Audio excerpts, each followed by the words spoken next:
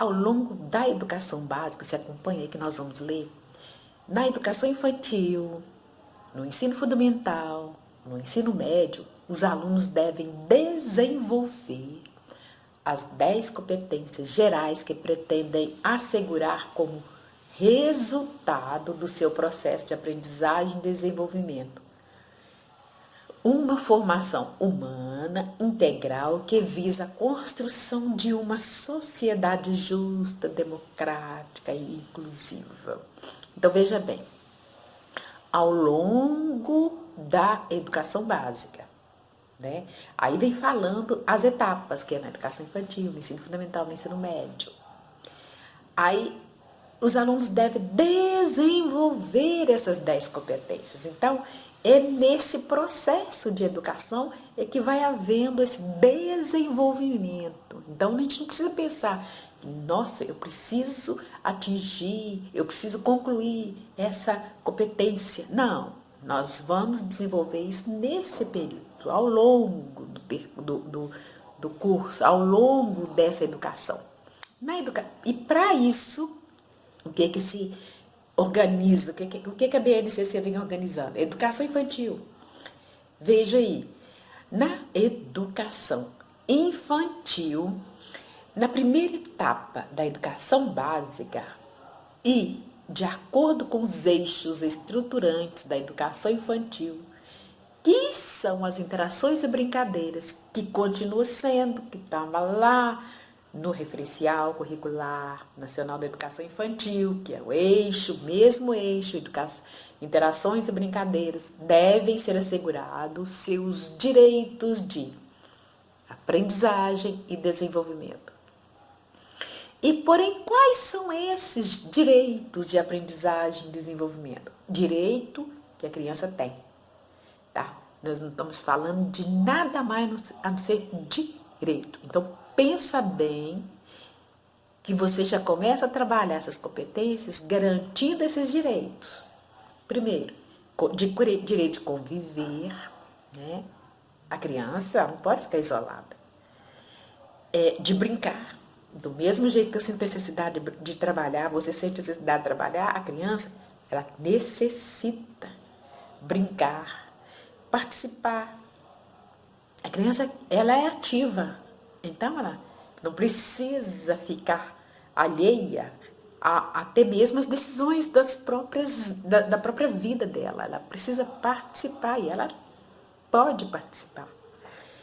Explorar, expressar e conhecer, explorar o ambiente, deixar que a criança explore, proporcionar à criança a oportunidade dela tocar nas coisas, brincar, mexer, explorar todo o ambiente, a área, a sala, os objetos, não é? Expressar da forma que ela quiser, até mesmo através da lágrima, chorando, porque não é birra, não é manha, é uma forma de expressão. E você, enquanto professora, precisa perceber que ela está expressando um sentimento, ela está expressando uma emoção. Então, nós precisamos entender que emoção é essa. Ah, mas é manha, é birra. Será? Será que essa manha não é uma forma que ela tem de expressar um sentimento que está incomodando, que está trazendo um transtorno emocional muito grande para ela? E nós, enquanto professores, nós precisamos ter esta sensibilidade e perceber que um bebê, uma criança, quando ela está chorando, ela não está confortável, ela está expressando algum sentimento. E que sentimento é esse? E conhecer-se quando a gente trabalha com as crianças, a autonomia, principalmente aquela unidade que vocês conhecem, eu e o outro, né? No início do ano a gente costuma trabalhar essa questão, né? Essa unidade com as crianças. Então, a percepção do corpo, E tudo isso a gente já começa a trabalhar com as crianças e faz parte do conhecer-se, não é? Então, desse direito das crianças, a gente vem com campos de experiência. E considerando esses direitos, não é, de aprendizagem, desenvolvimento, a BNCC estabelece os 5 campos de experiências nos quais as crianças podem aprender e desenvolver. Então, olha a organização. Os direitos estão ali. Depois, ela estabelece os 5 campos aonde ela propõe que as crianças vão poder aprender e desenvolver através desses 5 campos de experiência. E quais são esses campos? São os famosos campos de experiência que nós, professores, você, professora, aliás, já até decorou, né? De tanto a gente lidar com eles. Então, os campos são eu, o outro e o nós, corpo, gestos e movimentos, traços são as cores e formas, escuta, fala, pensamento e imaginação, espaços, tempos, quantidades, relações e transformações. Então, são 5 campos. E a BNCC também, em cada campo de experiência, são definidos os objetivos de aprendizagem e desenvolvimento, organizados em 3 grupos. E quais são esses grupos? São grupos por faixa etária. Então, nós temos as crianças de 0 a 1 ano e 6 meses, depois vem as crianças de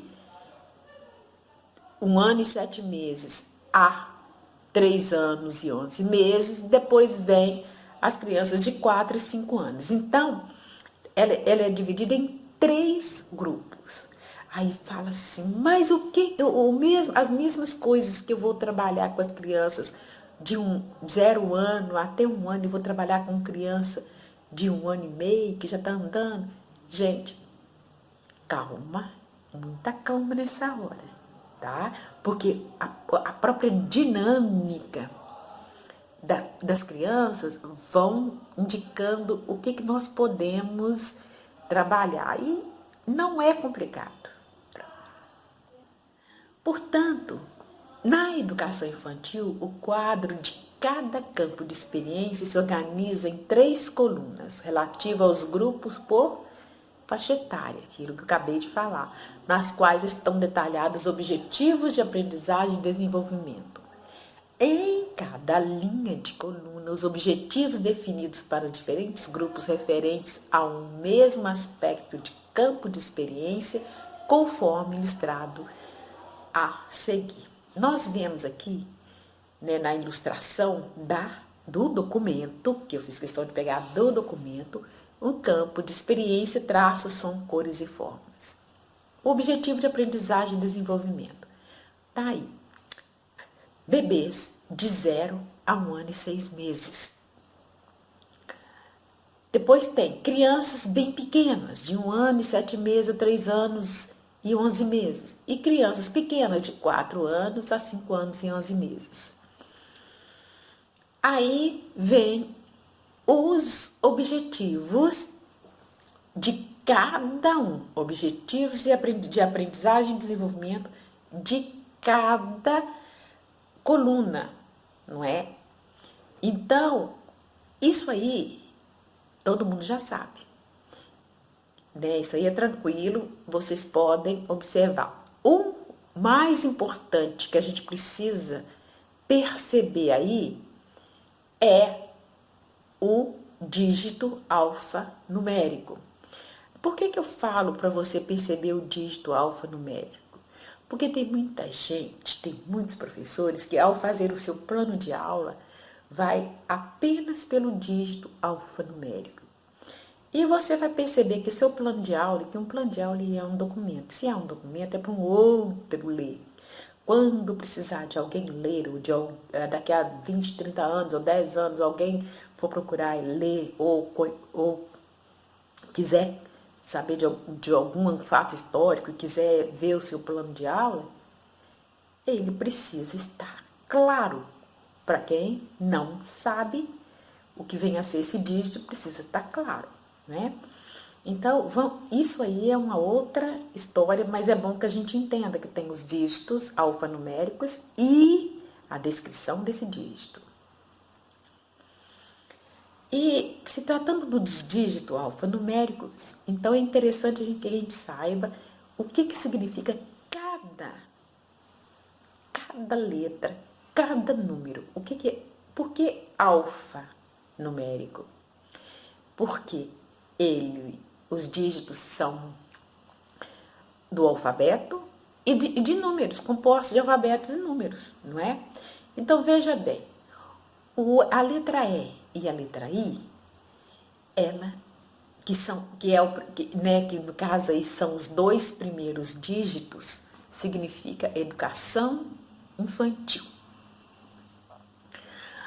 O 0 e o 2, aí é o número, não é? É o primeiro par de número que indica o grupo por faixa etária. Então, qual é esse grupo? Crianças de 2 anos, né? Bem pequenas, de 1 a 7 meses a 3 meses, a 3 anos e 11 meses. Então, já é o segundo grupo, tá? TS, que é o segundo grupo, o segundo par de letras. Esse segundo par de letra, que TS, ele significa traços, sons, cores e formas. Quer dizer, é um dos campos de experiência e desenvolvimento.